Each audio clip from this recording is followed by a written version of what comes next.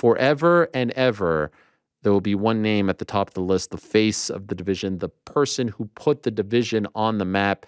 So many moons ago, the one and only Dominick Cruz, kind enough to join us. There he is. Hello, Dom. How are you? What's up, Ariel? Good to talk to you, my friend. Thank you for joining us for a few minutes on this Monday morning. Anytime I think of the bantamweights, I think of you, and I'm sure you watched on Saturday. So off the bat, can I ask you, what did you think of the fight? What did you think of the main event? And if you have an answer, who do you think won the main event between Aljamain Sterling and Henry Cejudo? I thought it was a really technical battle. And it was why I liked it is you don't usually see a high-level grappling match at bantamweight because it's just so hard to get a hold of us and like keep us in one space. And these guys are two of the best at it. So by watching, well, I'd say Sterling is the best at it, and Henry is the best at stopping it, really. One of the best at stopping it because of his takedown defense and his wrestling. He always mixed in his takedowns offensively, but he wasn't super good. He never really needed to use his wrestling defensively. Nobody's ever done that. So I loved getting to see Aljo go, I'm going to out-wrestle this guy because he thinks he can wrestle me. And he did. He out-wrestled Henry Cejudo and beat him at his own game. And I thought he won that fight 100%. I thought that Henry had a good fight. I didn't see it as a split. I saw it as unanimous because of the control and the shots that landed. I thought that Sterling landed and controlled the octagon more and didn't take as much damage as it looked like. Like he didn't have as much physical damage as Henry did. And according to the judging, they're judging on damage now, not just points. Isn't it crazy? So I thought the easiest round to score was the fifth. I agree with your scorecard, by the way. I had it 1, 2, and 4 for Sterling. Easiest round, I think, was Cejudo in the fifth. If Derek Cleary gives Cejudo that fifth round, he gave it to Sterling, bizarrely enough. Cejudo wins the fight. That was the round. Isn't that crazy? And it is crazy because Sterling didn't win that round. No. I know that. Yes. That's the one round I'm sure he didn't lose. He didn't win. That's the one round that if you're Henry, you're smart to make sure you win. That's the fight that's the round that matters most for all of us. That's the round I'm looking to get to as well. That's the round we're all looking to get to and win. And he knew that. And that was the one round that I was like disappointed in Aljo. I was like, dude, you got to win the fifth round. Like, you have this in the bag. Don't give the fifth. He gave the fifth. And I was like, oh, why did you give the fifth? That made me nervous because it didn't matter if he won the first 4. These judges these days are looking at the fifth and they're giving so much to the last thing they see.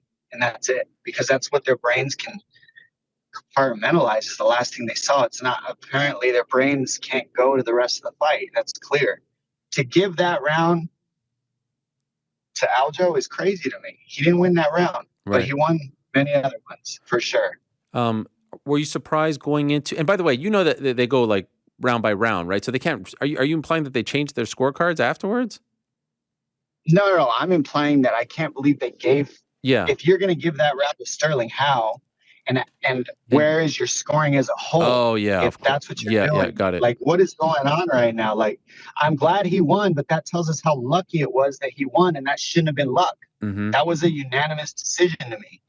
And it's just, we're lucky that MMA didn't get hit too hard by that, because I think that it would have been really catastrophic to have Henry there compared to Sterling. I think Sterling is going to be much better for the 135-pound division as champion. I just think he's a more active, shows himself as a champion that I'm proud to say I'm proud to say he's the champion of 135. The way he carries himself, the way that he fights, the way that he shows respect, stuff like that. So it's cool to have him there. I'm glad he's champion. I mean, on the flip side, that's an Olympic gold medalist. Catastrophic is a big word. Why do you feel like it would have been catastrophic? Well, because anybody who comes and wins the title and retires when they're in their prime is trying to dodge pressure. You're just trying to like, think about this. If we're in a group of 50 people and we're all training, all of us MMA fighters, we're all in one room training. Let's just say it's a training session. And Henry knocks somebody out in the middle of that training session and then walks off the mat and lets us all train for the next 3 hours. And then he comes back after 3 hours and goes, okay, I'll give you guys a chance to compete with me today. He just rested for 3 hours while we all kept working in the USADA testing pool. And while all these guys are staring at us, drooling, ready to get that next spot. You know how much pressure that is? When I had 3 knee blowouts, a blown out shoulder, busted hands, and I'm in the USADA testing pool, and I've got people calling me out every week telling me that I need to get out there and compete. That's a lot of pressure. This is the thing. This is what people dodge when they retire. They dodge the pressure. They dodge USADA coming to your house. They dodge the pool. They dodge the work. They dodge the heat. And I don't respect that. Aljo never dodged the heat. He stayed in it. He's still staying in it. I think that Henry would have dodged the heat, and that would have been hard for the bantamweight division. Why do you think it doesn't feel like Aljo gets the respect? You clearly respect him a lot, but from the public, why do you think that it doesn't seem like they respect him like they respected, say, you or Faber back in the day? Well, see, I don't think that's where it's different. I don't feel any of us have been respected. Like, I don't think you ever get respect. I think that's made up. I think that we either respect ourselves or you don't get respect. You can't look out for respect. It comes within, and then you become the environment that people respect. I can't expect you to respect me if I don't respect myself. I can't expect you to respect me if I'm not in an environment to be respected. It makes no sense. So I respect myself. So I don't know why they don't respect Aljo in your interpretation. I think that a lot of people do respect Aljo. I think that if there's a knock on his style, not whether they respect him or not, I think the knock on his style might be that they don't understand. He doesn't take a lot of damage. He's hard to hit. If you watch the tactics, when he shoots a shot, he stays on his knees and puts his hands on the ground, and he'll let the guy hold on top of his head because it's genius. It looks like he's losing, and it could look bad to the common fan, but you can't knee him, you can't kick him, and if you have your hand on the back of his head and you let go to punch him, now he's up. So you have 2 choices.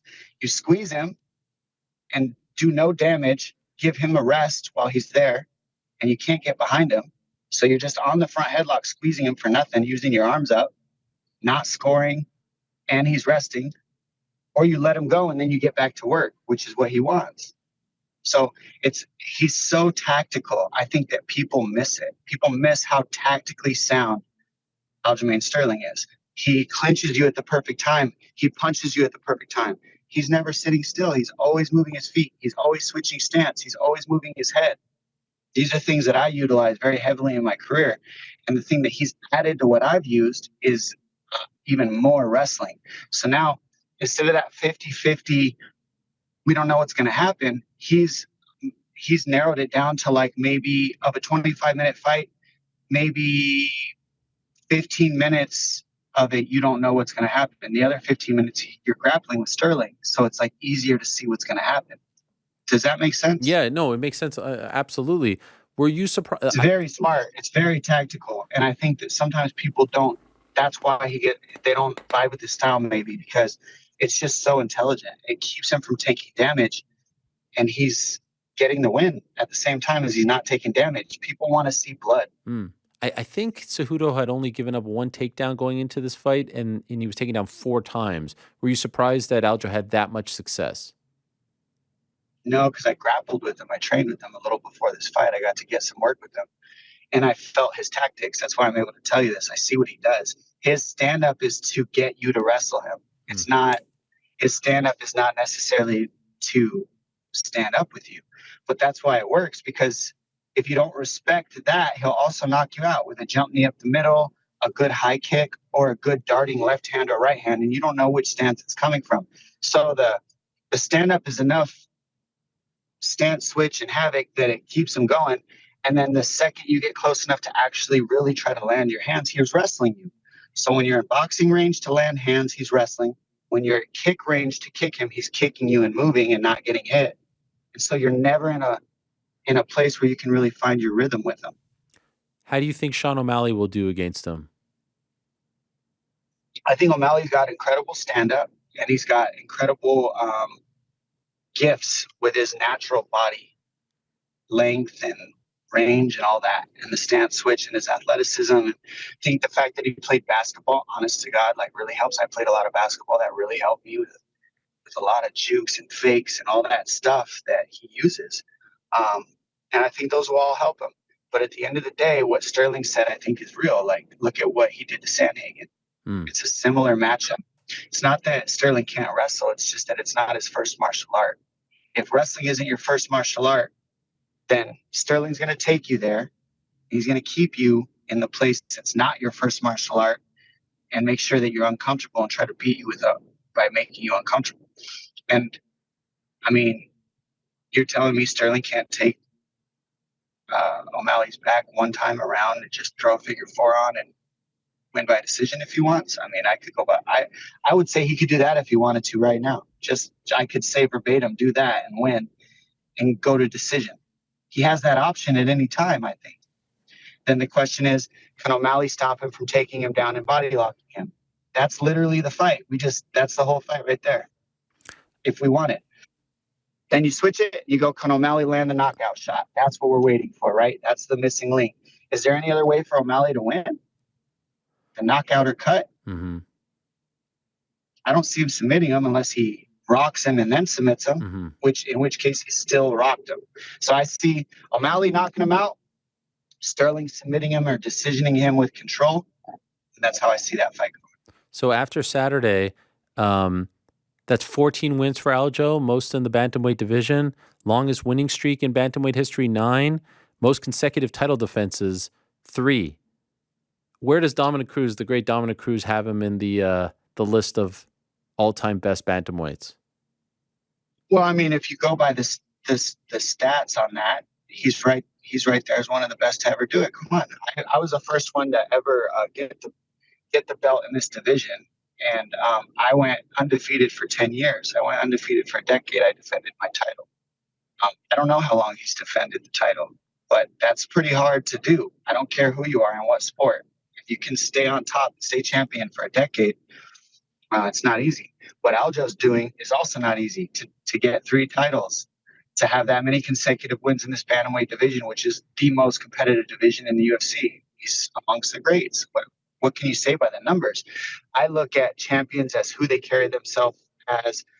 Do they stay in the fire? Do they dodge the heat? Aljo's all those things. I'm extremely proud to say that that's my champion at 135 pounds right now. And the way that he's carried his career in the sense of staying active, staying in the heat. You know, even after that Jan loss, everybody counted him out. Nobody said he could do it. You know how much heat that was to go do it again? And then now stay in the limelight after that. He didn't cut out and relieve the pressure again. He got back into the title picture right away. He's a stud. I respect that. It's you could say whatever you want about his fighting ability and whether you like his fighting or not, but the guy stays in the heat. I respect that. I respect the amount of pressure he's dealing with right now, that he's staying in it. I think people don't talk enough about the amount of pressure that comes with that spot. And the reason that, and the way that you can prove how much pressure comes with it is when the likes of John Jones, George St. Pierre, and Henry Cejudo retire because of the pressure and then come back. That tells you how heavy this pressure is. Do you know what's next for you yet? No, but I'm in the pool and everybody's calling me out every week while I'm calling fights. And that's my point. There's a lot of pressure there. I'm not retiring and taking a break or getting out of the testing pool to recover. I'm staying in the heat. It's not easy, but that's what we're doing as athletes. That's what Sterling's doing. That's what I respect about him as champion. There was some talk maybe of you and Cody too. Do you have interest in this? Right now, I don't have a fight booked or lined up, but I have interest in fights. We'll put it that way. Yeah, I have interest in fights. Something's going to happen. I don't want to lead too deep into it, but we're going to work into stuff. Yeah. Do you think you'll be back this summer? I'm looking to fight. The goal is to fight this year.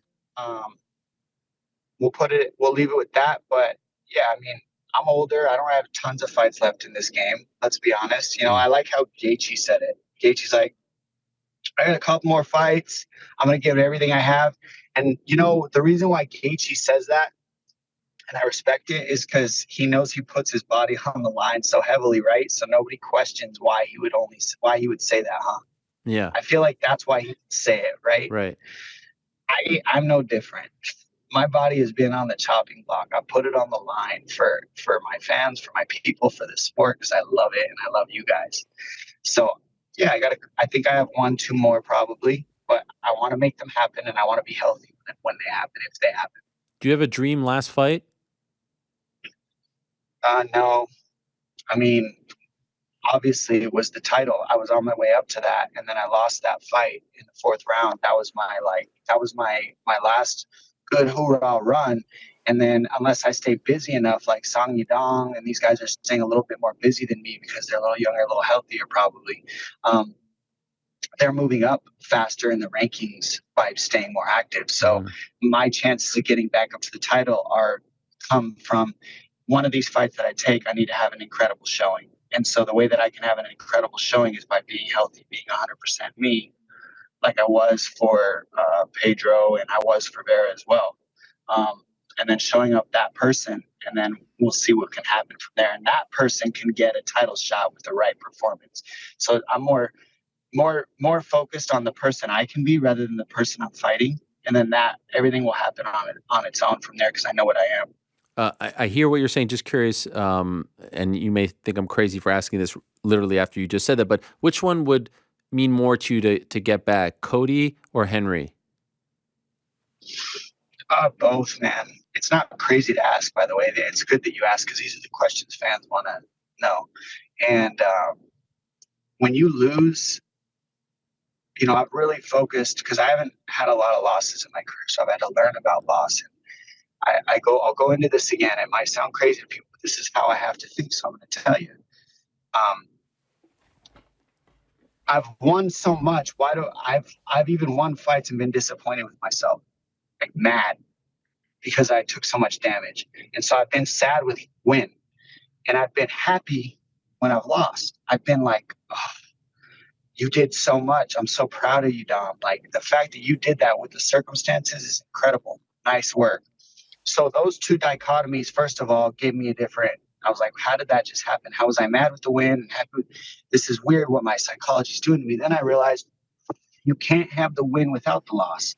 You can't have the loss without the win. That makes them one and the same, right? Does it not? Mm-hmm. Like if I never have a loss, if loss never exists to any of us in the world again, then what is a win? What does it even mean? Right. It means nothing. So in losing, the gift that I've gotten from martial arts is in losing, I've realized I attach a lot to loss. I attach a lot of my who I am to my results naturally as a human. And I don't want to. It doesn't work to do that. So I am not my results. My ego tells me I'm my results. So when I lose, it's a question of how do I separate from my ego? Because I needed my ego for the fight. I don't need my ego out of the fight. I need life out of the fight. So when I come out of the fight, the key is switch off the ego, use that loss as whatever I can for my regular life to motivate me. And then when it's time to activate the ego, put that away and train through it. Create the trust and the faith back with my ego in winning in practice to get rid of all those doubts. And my ego builds back up and I go back out there and use it to win because you got to have it to compete at the highest level. But I am not my results. So while I need the win, I don't absolutely need it. You know, I can also be okay with the loss and learn from it. And the real thing is both those losses hurt me, but I also learned from them. And now if they hurt me so bad, then I'm taking away from my wins because it's like I can't attach more to a loss than I do a win. Why would I? I win and then I just scoot right over it and go to my next. All right, yeah, you won. Good job. And that's what I do. But why, when I lose, do I hold on to it for years, months, a lifetime?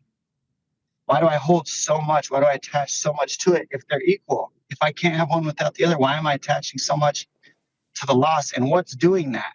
Is it me or is it my ego? And which one am I? And which one matters? And which one do I need to work now? And so these are the questions I get with those losses. And so, yeah, they're both equal to me. They both sucked, but if they sucked, I made them suck. I attached the relevance to them. So what else could they be? If winning didn't suck, why is winning okay and losing isn't? If they're equal. So this is the gift I get from those losses. These are the questions I get to be in. And it allows me to move out of my results, being my results. Imagine if we all attached to our results, what wrecks we would be, because we don't always win. This is why I love having you on the show so much, because you take a question like that and turn it into this deep response, which I appreciate. Very sincere as well.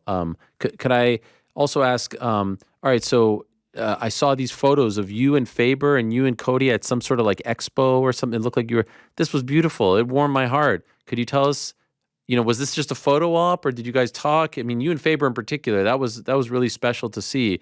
What happened there?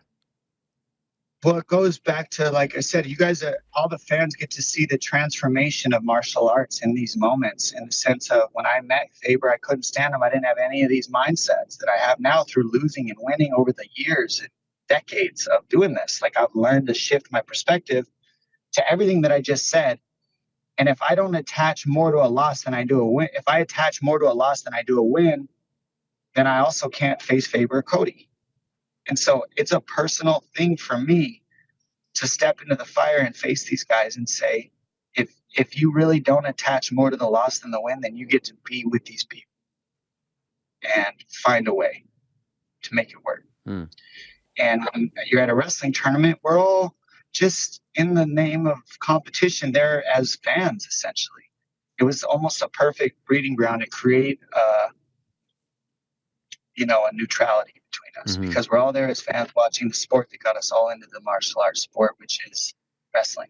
Wrestling is the first original mixed martial art. Wrestling is the first original martial art. And then mixed martial arts came later. And we're all in mixed martial arts, but we all started in wrestling. So to get to see them there, have a conversation, I got to let's set the ego aside. I don't need it in real life. We're not fighting here, so I don't need it. Now, if they go, okay, Cody and Faber, we're all going to square off on mat 7. Well, they're not going to get that same picture, are they? It's a different dom they're going to get. So that's just the difference. What do I need to be to make it work in every scenario so that my life flows and I'm not just some meathead trying to smash everybody I see because I'm the same guy in the cage as I am outside of it? That's not what champions get to be. The gift we get as champions is the wins and the losses, the martial arts journey, so that we can learn not to be the same way we are in the cage in life. Do you talk to Faber when you see him? Like, did you guys have a nice chat, or is it just the photo? I talked to them. We're cool. Yeah. And if we ever compete again, I think it'll be cool, but it'll still be competition. Yeah. I love it. It's like, respect is there, but when it comes down to it, when it's time to go life and death, it's life and death. By the way, and that's the way it is. One last one for you, Henry. If he sticks around and fights the likes of Merab, how do you see that going? I like that fight for Merab because if you look at the pace that Sterling kept with the wrestling, that's the same pace that Merab's going to keep. And so it doesn't give a lot of openings for Henry to let his hands and his kicks go, which is where he seems to be the most comfortable right now. Okay. By the way, I like the beard very much. It's a nice look. Thanks, man. Yeah. Must just be the light. I've been having it for a while. I know. It looks a little longer, a little salt and pepper. I don't know. Take it. Hey, it's nice. I'll take it. You're the man. Thank you for the comment. Thank you, Dom. You're the man. Thank you so much, and looking forward to seeing you back out there. Yeah, looking forward to it. I'll be on the air a lot. I'll be covering fights in Charlotte. I'll be covering fights at the Apex. Remember, I'm doing 2-3 jobs while everybody else is doing one. I love it. Thank you, Dom. Talk to you soon. See you guys out there. Love you. There's the great Dominick Cruz. He gets deep there.